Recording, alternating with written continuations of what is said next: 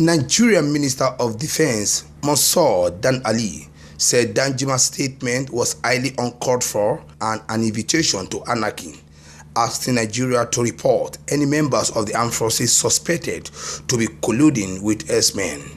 Dan Ali spoke in a statement by his public relations officer, Colin Tuko Gusau. The statement read in part on the recent comment by one of the other statesmen, alleging that military collude with bandits to kill people and calling on them to rise and defend themselves. This is highly uncalled for and it is an invitation to anarchy. It should be disregarded by well-meaning Nigerians. The armed forces are professional in discharging their constitutional mandate. Therefore, if anyone has evidence of wrongdoing or dereliction of duty against our troops, it should bring forward such evidence through the appropriate channel for necessary action.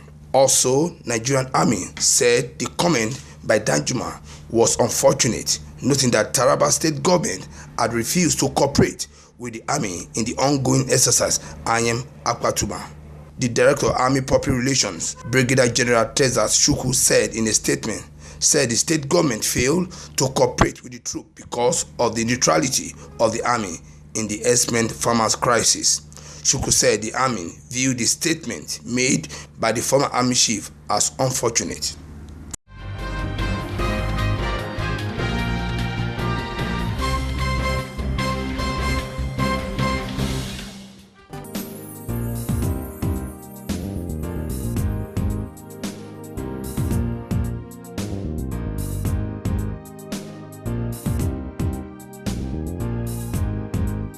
The People Democratic Party says the call by the former Minister of Defense, Lieutenant General Theophilus Danjuma, retired, that Nigerians should defend themselves against killer is a testimony of a tragic situation which Muhammadu Buhari presidency and All Progressive Congress have dragged the nation into. Danjuma over the weekend at the medical convocation ceremony of the Taraba State University told Nigerians to defend themselves against killer, saying Nigerian armed forces were not ready to defend them.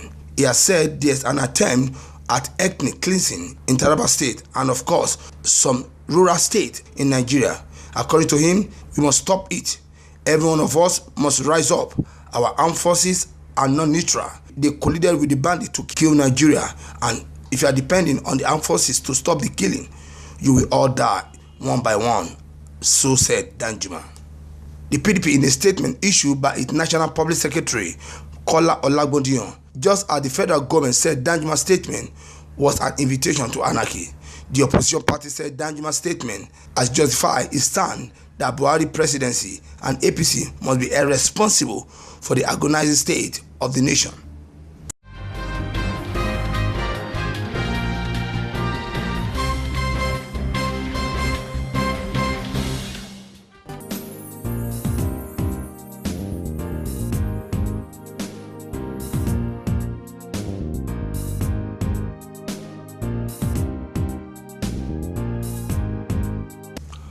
Former President Goodluck Jonathan has said that some individuals are making frantic effort to malign his personality, insisting that his democratic ideal remains strong as ever. According to the former president, he said it has been brought to his attention while promoting democracy in Sierra Leone, a campaign will be unleashed against him to forcibly impugn his name using both faceless and identified person, Jonathan said in a Facebook update. The former president is gearing to supervise the second round of voting in Sierra Leone presidential election after the first round failed to produce a clear winner. Goodluck Jonathan is the head of election observer in Sierra Leone. Former President Jonathan has faced relentless attack from President Buhari and his vice, Yemi Osinbajo. Within the past week, the two had launched allegations against Jonathan. First, President Buhari said he has handled the kidnap of 110 Daship schoolgirl far better than Jonathan, accusing his predecessor of being insensitive to plight of Chibok girls after they were kidnapped under his watch in 2014.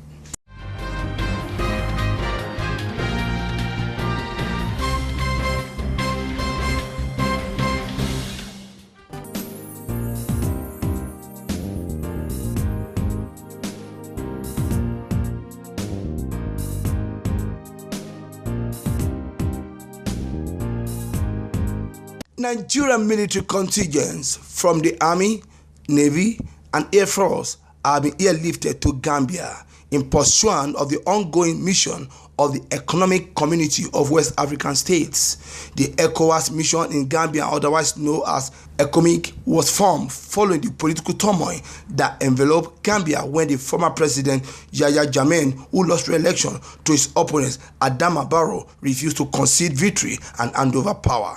The troop, according to a statement by the Nigerian Air Force through its spokesman, Air Vice Marshal Olatokunbo Adesanya, were airlifted by NAV C-130 Atlas aircraft, including officers, soldiers from 351 Artillery Regiment of the Air Force, as well as the Special Boat Services of the Nigerian Navy.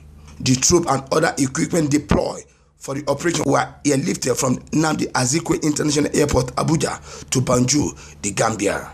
The NAV aircraft is also expected to return home the Nigerian contingent that had completed their 6-month tour of duty in Gambia as stipulated by the troop rotation in ECOMIC operation, the statement stated.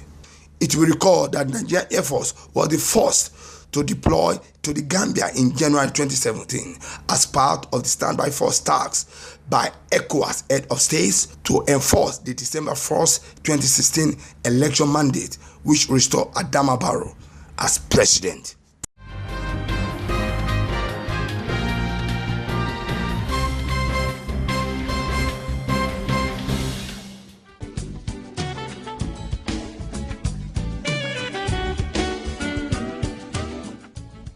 Lovely place, right? Yes. What's wrong? You don't look happy. Take a look around.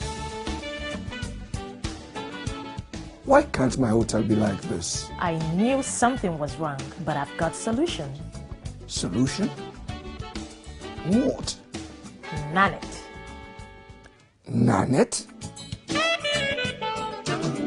Nanet offers you design solutions, building plans and construction, furnishing and equipping, financing, management, audit services, and many more services for a better hospitality business.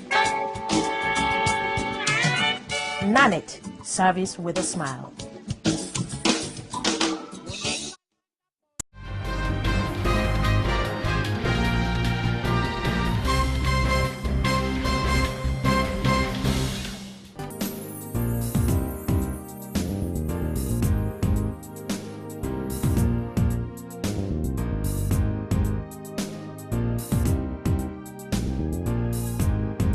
The Independent Corrupt Practices and Other Related Offences Commission (ICPC) has voiced out the frustration it has been going through in its bid to bring the former Plateau State Governor, Senator Jonah Jang, to account for 5.6 billion naira he allegedly took from the state coffers 2 months before vacating office as governor of the state in 2015. The commission said in a statement that the former governor, now a senator, had allegedly reproved every move by ICPC to bring him to book, including ignoring series of its invitations. In a statement signed by the commission's spokesperson, Rashid Okoduwa, ICPC threatened to declare Senator Jang wanted since the commission had reached a point that it could no longer tolerate the intransigence of the former governor. ICPC had been on his trial since October 2017, according to the statement.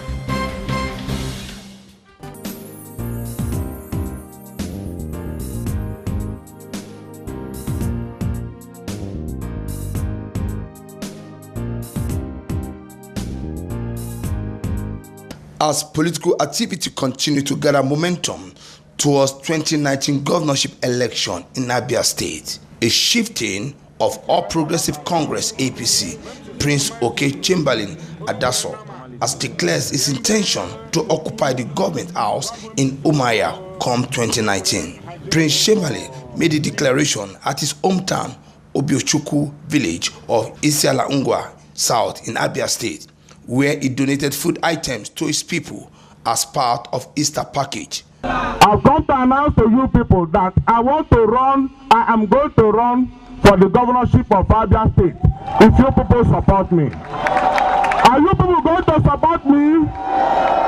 Are you people supporting me? Are you people going to support me?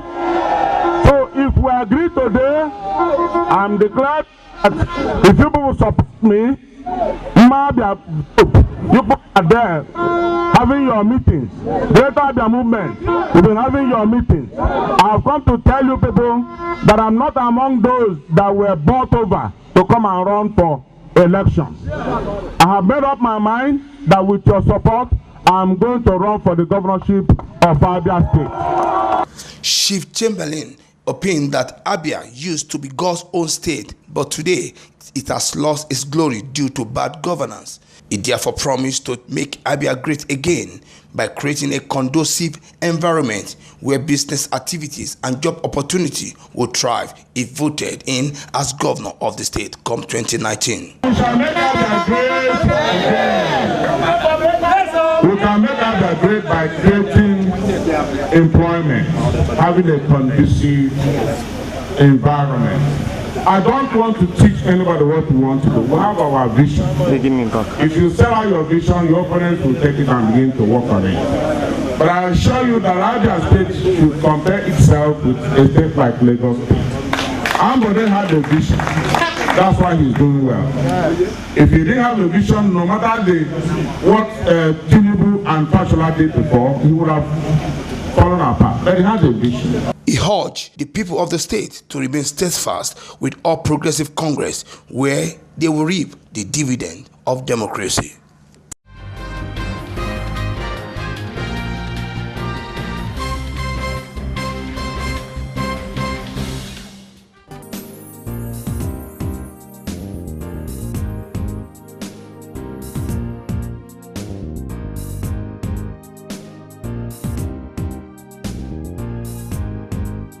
Minister of Science and Technology, Ogbonoya Onu, has said the federal government will upscale its pilot project of waste to wealth in the 6th geopolitical zone of the country.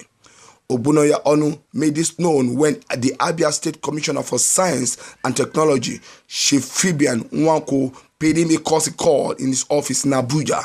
According to Dr. Onu, Waste to Wealth program was conceived using appropriate indigenous technology to convert waste to wealth and ensure sustainable management of waste in the country.